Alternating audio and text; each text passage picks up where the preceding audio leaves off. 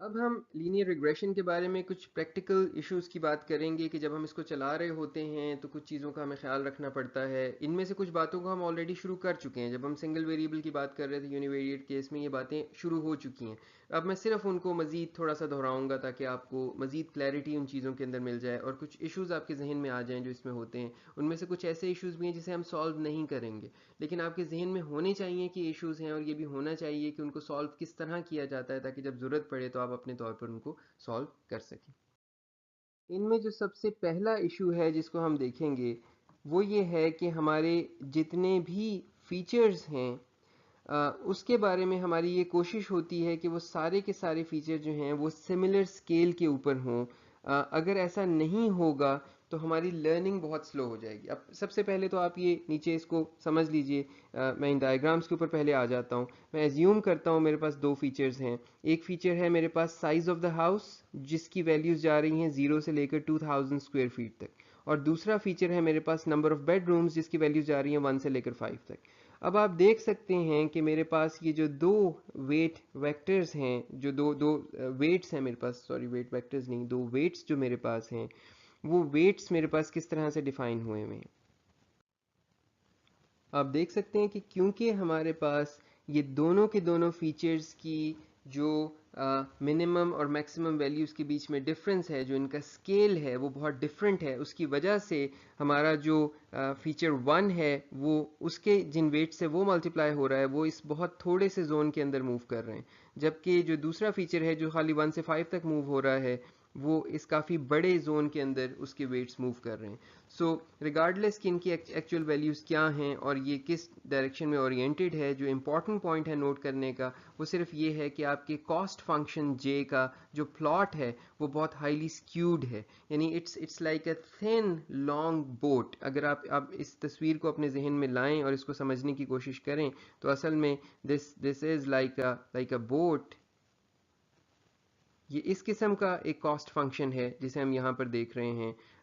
This is like the top part of the boat and this is the depth of the boat. یہ ہل of the boat ہے، نچلا حصہ ہے اس boat کا، ٹھیک ہے. اور اس کو ہم اوپر سے دیکھ رہے ہیں، بالکل یہاں سے اوپر سے ہم اس وقت دیکھ رہے ہیں جو آپ کو یہ تصویر نظر آ رہی ہے. دا بلو contour is the farthest away from us and the red contour is the closest from us.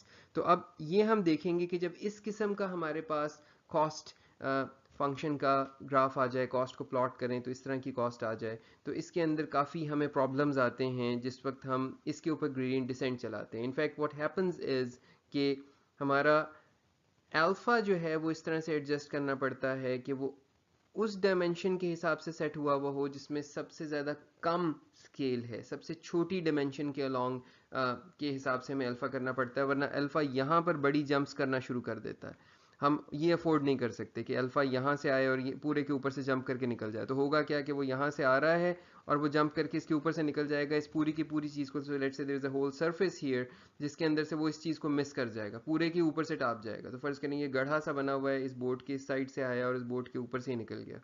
تو لہٰذا الفا کو اتنا چھوٹا کرنا پڑتا ہے آپ کو کہ وہ اس فیچر ڈائمینشن کے حساب سے چل سکے. اور اس کا مطلب یہ ہے کہ جب وہی الفا کی مدد سے آپ اس ڈائریکشن میں موو کرتے ہیں، اس ڈائریکشن میں موو کرتے ہیں تو دین یور موومنٹ از ایکسٹریملی سلو. سو اس وجہ سے ہماری کنورجنس میں بہت وقت لگ جاتا ہے اگر ہمارے پاس اس قسم کے سکیوڈ پلاٹس ہیں کاسٹ کے. ایز اپوز ٹو دس اگر ہم یہاں پر فیچر اسکیلنگ کر دیں اور یہاں آپ دیکھ رہے ہیں کہ میں جو میکس مائنس من کر کے یعنی 2000 مائنس 0 کر کے سائز کو سب پر ڈیوائڈ کر رہا ہوں تو دیٹ مینس کہ اب میرا جو فیچر ہے وہ 0 سے 1 کے بیچ میں جا رہا ہے یہ بھی، اور یہ والا فیچر جو ہے یہ بھی 0 سے 1 کے بیچ میں جا رہا ہے. تو یہ بائی دا وے یہاں پہ پورا گراف نہیں بنا ہوا، 1 یہاں کہیں اوپر جا کر آئے گا. But any how where ever دس از، سو یہ دونوں فیچرز میرے جو ہیں، اور یہ بھی سملرلی آگے تک جائے گا. سو یہ دونوں کے دونوں فیچرز جو ہیں یہ جب ایک جیسی ڈائمینشنز میں ایک جیسے اسکیل کے اوپر موو کر رہے ہوں گے، 0 سے 1 تک یہ بھی ہے اور 0 سے 1 تک یہ بھی ہے، تو ہمارے پاس یہ نائس سرکلز آ جائیں گے. And now the convergence is actually much سمپلر. Alpha جو ہے وہ دونوں یا ساری ڈائمینشنز کے حساب سے ایک ہی الفا مجھے رکھنا پڑے گا، اور وہ ایک الفا سب کے حساب سے جو ہے وہ آپٹیمائز ہو سکتا ہے. سو لہٰذا ہم ملٹیپل الفاظ نہیں رکھا کرتے، ایک ہی الفا رکھتے ہیں، اور اسی وجہ سے پرابلم یہ آتا ہے کہ جب سکیو ہو تو that makes the overall progress towards the minimum very slow. اس چیز کو یہاں آپ مزید تفصیل سے دیکھیں گے. یہ وہی والی چیز ہے اور یہ خاص طور پر پرابلم اسٹوکیسٹک گریڈینٹ ڈسینٹ میں آتا ہے کہ جب اس قسم کی سرفیسز آ جائیں, اور یہاں پر آپ اس ڈائیگرام کے اندر دیکھ رہے ہیں کہ میرا بورڈ سے کیا مطلب تھا, یہاں ہم اس کو سائڈ سے دیکھ رہے ہیں, یہاں ہم اس کو دوسری سائڈ سے دیکھ رہے ہیں. دس از یور منیمم, یہاں پہ کہیں جا کر منیمم ہے جس پہ پہنچنا ہے. دا تھنگ از کہ now with your small alpha it's going to keep وابلنگ وابلنگ وابلنگ وابلنگ until it reaches hair. سو یہ وابل کے اندر یہ بہت وقت لگا دیتا ہے. And the way this whole thing is, اگر آپ اس ڈائیگرام کے اندر دیکھیں جو نیچے نظر آ رہی ہے, میں آپ چاہتا ہوں کہ پوری طرح سے آپ اس کو ویژولائز کر سکیں اور اس کو سمجھ سکیں کہ یہاں پر ہو کیا رہا ہے. So now I hope it is very clear, you have a very clear visualization of the whole thing now کہ یہ کس قسم کی چیز ہے جس کو ہم روینز کہتے ہیں, جو ہمارے پاس بن جاتی ہیں. It's like a valley, it's a long thin valley جو کہ نیچے کی طرف اتر رہی ہے اور کہیں آگے جا کر یہاں جا کر اس کا جو ہے وہ سینٹر ہے, اور آپ یہاں سے اترتے جا رہے ہیں. Now because you adjusted your alpha تاکہ وہ الفا جو ہے وہ ان جمپس کو برداشت کر سکے, and because your one dimension is very very steep and the other dimension is not that steep. تو ریوین کی ڈیفینیشن ہمارے پاس یہی ہے کہ it's a curved surface which dives down more steeply in one dimension than in the other. اور یہ چیزیں بہت, یہ کوئی انکامن سی چیز نہیں ہے, یہ لوکل آپٹیما کے اراؤنڈ عام طور پر آپ کو یہ مل جاتی ہیں ریوینز. تو ان کو کم کرنے کا کسی حد تک ہم کوشش کر سکتے ہیں with feature scaling, but still یہ رہتی ہیں. تو ان کی وجہ سے جب ہمیں جو پرابلمز آتے ہیں ان کو بھی ڈیل کرنا ایک معاملہ ہوتا ہے. یہ کچھ ایسی آپٹیمائزیشنز ہیں, اس کا ایک حل تو آپ کو میں نے بتا دیا کہ اس کی فیچر اسکیلنگ کر لی جاتی ہے, لیکن پھر بھی اگر یہ رہ جائیں تو there are certain more advanced mechanisms جس سے اس کو ہم تھوڑا سا کوئک کر سکتے ہیں, لیکن وہ ہم یہاں پر کور نہیں کر رہے, ان کی ہم ڈیٹیلز میں نہیں جا رہے. دیر از a very interesting and nice paper on this topic جو کہ کافی سارے ایسے طریقوں کو ڈسکس کرتا ہے. آپ میں سے جو interested who, contact me and I'll share that link with you. جو جن پرابلمس کو میں اب ان چند سلائیڈز میں ڈسکس کر رہا ہوں ان کے سلوشن کو وہ پیپر ڈسکس کرتا ہے. ایک دوسرا پرابلم جو ہمیں آتا ہے, جو چیلنج آتا ہے, وہ یہ ہے, آپ کو یاد ہوگا کہ ہم جس وقت منیمم پکڑ رہے ہوتے ہیں, تو ہمارا اس وقت جا کر یہ ہوتا ہے کہ یہ وہ پوائنٹ ہے جہاں پر کسی بھی ڈائریکشن میں موو کرنے کی کوشش کروں تو میرا گریڈینٹ زیرو ہو چکا ہے. رائٹ, آپ کو یاد ہوگا کہ ہم اس پوائنٹ پہ جب گریڈینٹ نکالتے ہیں, گریڈینٹ زیرو ہو گیا, ہم کہتے ہیں یہ we have reached the minimum.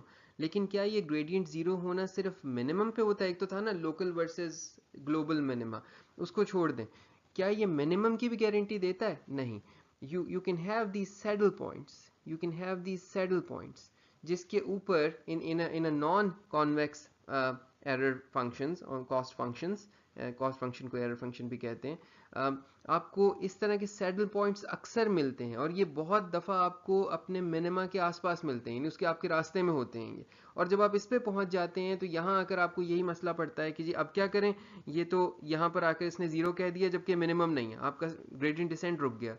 تو اس کو سالو کرنے کے لیے اگر آپ اپنے ذہن میں ایک میٹل بال لائیں جو کہ میں یہاں سے لڑکا دوں, اور وہ میٹل بال یہاں پہ پہنچے, تو کیا وہ یہاں پہنچ کے رک جائے گی؟ نہیں, وہ نہیں رکے گی, یہاں پہنچ کے وہ چلتی جائے گی. لیکن اس میٹل بال میں ایسی کیا بات ہے کہ وہ یہاں پہنچ کے نہیں رکے گی جبکہ آپ کا گریڈینٹ ڈسینٹ رک رہا ہے؟ اس میں مومنٹم ہے.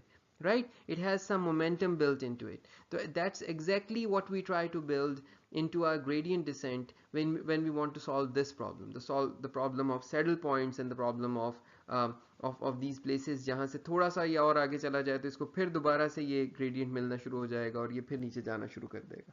ٹھیک ہے, تو یہ بھی stochastic gradient descent میں مسئلہ بہت زیادہ آتا ہے, اور اس کا solution momentum ہے. اگین اس پہ میں ابھی اس کو انکلوڈ نہیں کر رہا, اپنے طور پر اگر آپ پڑھنا چاہیں تو اس کو مزید پڑھ سکتے ہیں.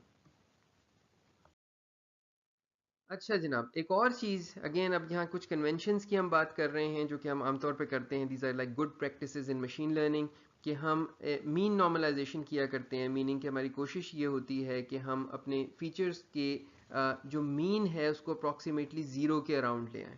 ٹھیک ہے, اور obviously یہ ہم کبھی بھی نا ایکس زیرو پہ اپلائی نہیں کر رہے جو کہ ہمیشہ 1 ہے. آپ کو یاد ہوگا وہ ہم نے یہ تھیٹا ناٹ جو ہمارا انٹرسیپٹ تھا اس کے لیے یہ ایکس ناٹ پیدا کیا تھا, تو اس لیے اس کا چھوڑ دیں. باقی سب فیچرز کو ہم نارملائز کرنے کی اس طرح سے کوشش کرتے ہیں کہ ان کا مین تقریباً زیرو پر آ جائے. اس کا طریقہ یہ ہوتا ہے کہ we can either do it like this, जिस तरह से आप इससे पहले इसको देख कर आए हैं कि आपने जो है वो डिवाइड किया है इसको मैक्स माइनस मिन, जितने आपके फीचर की सबसे बड़ी वैल्यू माइनस सबसे छोटी वैल्यू, यानी आपका फीचर का टोटल जो है वो कहाँ से कहाँ तक मूवमेंट है, मिनिमम से मैक्सिमम तक, और ऊपर जो आपने चीज़ माइनस कर दी है ये चीज़ आपने पहले नहीं देखी, ये मीन है. सो आई एम एज्यूमिंग हियर कि मेरे जो साइजेस ऑफ द हाउस है उनका मीन 1000 पर है, और इसका जो बेडरूम्स है, नंबर ऑफ बेडरूम्स का मीन 2 पर है, लेट्स अज्यूम. तो हमने अब ये जो काम किया है, this is the mean normalisation. The way we do this is this: you subtract from each feature except for the 0th feature. From each feature you subtract the mean along that feature. So mu1 is the mean of feature 1. ठीक है. सो across all training samples आपने feature 1 पकड़ा, यानी let's say size of the house, और उन सब का mean निकाल लिया, जैसे कि ऊपर मैंने 1000 निकाला है. और नीचे या तो आप स्टैंडर्ड डिविएशन उसकी यूज करेंगे डिनोमिनेटर के अंदर. अगर स्टैंडर्ड डिविएशन नहीं यूज कर रहे तो then you will simply do the max along this feature i minus min along this feature i. आप ये भी इसकी डिनोमिनेटर में रख सकते हैं जैसा कि आप ऊपर देख रहे हैं. सो दोनों से यही होता है कि इसका जो है वो फीचर्स का मीन तकरीबन आप जो है वो 0 के ऊपर ले आते हैं और आपने इसकी मीन नॉर्मलाइजेशन कर दी. So that helps with the convergence process, that helps the gradient descent. और इनमें से कुछ चीज़ें मजीद क्लियर होंगी जब हम आहिस्ता आहिस्ता न्यूरल नेटवर्क्स के करीब पहुंचेंगे, वहां पर इन चीज़ों को दोबारा रिविजिट करेंगे. अच्छा जनाब, एक और मामला ये है कि हमारा, जैसे मैंने आपसे कहा था, जब आप पहली दफ़ा अपना ग्रेडियंट डिसेंट चलाएंगे तो वो डाइवर्ज कर जाएगा, और ये आमतौर पे शुरू में हमसे होता है. और इसके अब हम कुछ तरीके देखते हैं कि हमने किस तरह से अल्फ़ा चूज़ करना है, लर्निंग रेट कैसे चूज़ करना है, और कैसे ये मेक श्योर करना है कि ग्रेडियंट डिसेंट सही डायरेक्शन में जा रहा है. आप लगा के चले गए, 4 दिन तक चलता रहा, कन्वर्ज ही नहीं कर रहा, तो वो क्या हुआ, क्या किस वजह से वो कन्वर्ज नहीं कर रहा, उसको देख ले. सो एक चीज़ जो आपको जहन में रखने की है कि in an ideal case your cost should go down with every iteration. With each iteration your cost j of theta should decrease. So ideally ऐसा होना चाहिए, यानी कि ये cost अगर यहाँ से शुरू हुई है तो ये कम होती चली जाए, ये होना चाहिए.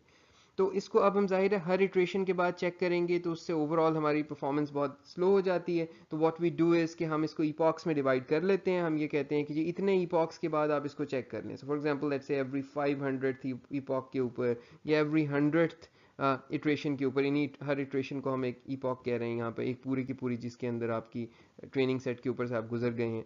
We can define it in multiple ways, यहाँ पे हम इसको सिंपली यूँ डिफाइन कर रहे हैं. और उसके बाद आप देख रहे हैं कि क्या कॉस्ट नीचे जा रही है या नहीं जा रही. So the cost should be monotonically decreasing. अगर वो डिक्रीज नहीं हो रही तो देयर इज समथिंग रॉन्ग, अगर वो बढ़ रही है तो देयर इज समथिंग रॉन्ग. ठीक है. दूसरी चीज़ ये है कि कन्वर्जेंस कैसे मिलेगी. बाज़ दफ़ा ये होता है कि जब आप अपने कॉस्ट फंक्शन के इस हिस्से के करीब पहुंचते हैं तो यहाँ बहुत स्लो आप हो चुके होते हैं. आपके अल्फा वही होता है, लेकिन आपकी जो लेट्स से जो स्टीपनेस है वो बहुत ज़्यादा कम हो चुकी है, तो यहाँ मूवमेंट बहुत स्लो हो गई है. तो इसमें अक्सर ये होता है कि यहाँ पहुँचना ज़रूरी नहीं है, यहाँ कहीं भी आप बेशक रुक जाएं, दैट्स स्टिल फाइन. तो हम ये उसमें डिफाइन कर सकते हैं कि बिटवीन 2 चेक पॉइंट्स अगर आपका जो डिक्रीज है वो लेस देन लेट्स से इतना है ऑफ द कॉस्ट फंक्शन, तो यू कैन से, अब ये यहाँ पे इटरेशन भी डिफाइन किया हुआ, you can even define it on multiple iterations, कि अगर इतना आपका चेंज आ रहा है, यानी कि अब बहुत स्लो हो गया है चेंज आना, तो that means you can stop here. Obviously अब आपके जहन में वो प्रॉब्लम्स आनी चाहिए कि जो हमने अभी सैडल पॉइंट्स वगैरह की देखी हैं वो अपनी जगह मौजूद हैं, लेकिन this could be considered as a halting point of your gradient descent algorithm. यहाँ पर एक चीज़ और जहन में रहे कि आपकी ग्रेडियंट डिसेंट की प्रॉब्लम्स पकड़ने का एक तरीका आपके पास ये भी होता है. अगर आपकी कॉस्ट ऊपर जा रही है that means there is some problem here, आपको अल्फा छोटा करने की ज़रूरत है. या आपकी कॉस्ट जो है वो वॉबल कर रही है, वो बार बार ऑसिलेट कर रही है between high low high low high low high low, that means again you should work with your alpha. आपने कोई ऐसा अल्फा चूज कर लिया है जो कि इस ऑसिलेशन के साथ कॉरेस्पॉन्ड कर रहा है. So change the value of alpha and hopefully it's going to solve the problem. जो हमने देखा था कि कॉस्ट के बढ़ने का मामला, ये भी आपको याद होगा बड़े अल्फा के साथ किस तरह से हमने इससे पहले यूनिवेरिएट केस में हम देख रहे थे कि अब वो एक दफ़ा ऊपर चला जाता है, क्योंकि यहाँ पे स्टीपनेस ज़्यादा है लिहाजा वो उससे भी बड़ी जंप लगाता है, और यहाँ और ज़्यादा स्टीप है तो यहाँ और बड़ी जंप लगाता है, और यहाँ और स्टीप है तो और ज़्यादा जंप लगाता है, एंड सो ऑन. तो इस किस्म के फंक्शंस में फिर ये मसला आ जाता है कि ये डिवर्ज करता चला जाता है and the cost keeps increasing. तो the increasing cost could be an indicator that something is wrong and you need to change your alpha. ठीक है. So for a sufficiently small alpha, j of theta should decrease on every iteration. ये याद रखिए. But if alpha is too small, obviously, then gradient descent can be slow to converge. So it's better that you start with a compromised value and then make your way either towards higher alphas or towards lower alphas. तो अब जल्दी रुक जाएं, अगर वो सही जा रहा है, cost decrease हो रही है लेकिन converge नहीं हो रहा, तो उससे बड़े alpha को try कर. फॉर एग्जांपल आपका अल्फ़ा बहुत छोटा है, स्लो कन्वर्जेंस हो रही है, रुक जाएं, बंद करके दोबारा चला लें बड़े अल्फ़ा के साथ. अल्फ़ा बहुत बड़ा है तो जे थीटा डिक्रीज़ नहीं हो रहा होगा हर इटरेशन पे, हो सकता है ये कन्वर्जेंस की तरफ ना जाए. तो you can try different alphas. You can go towards it like this. You can even go towards it with values in between these, like 0.001 के बाद आपने 0.003 किया, 0.009 किया, then you 0.01 किया, and so on. So you try your different values and then you figure out the optimal value of alpha for that particular problem जिस पे आप इस वक्त काम कर रहे हैं.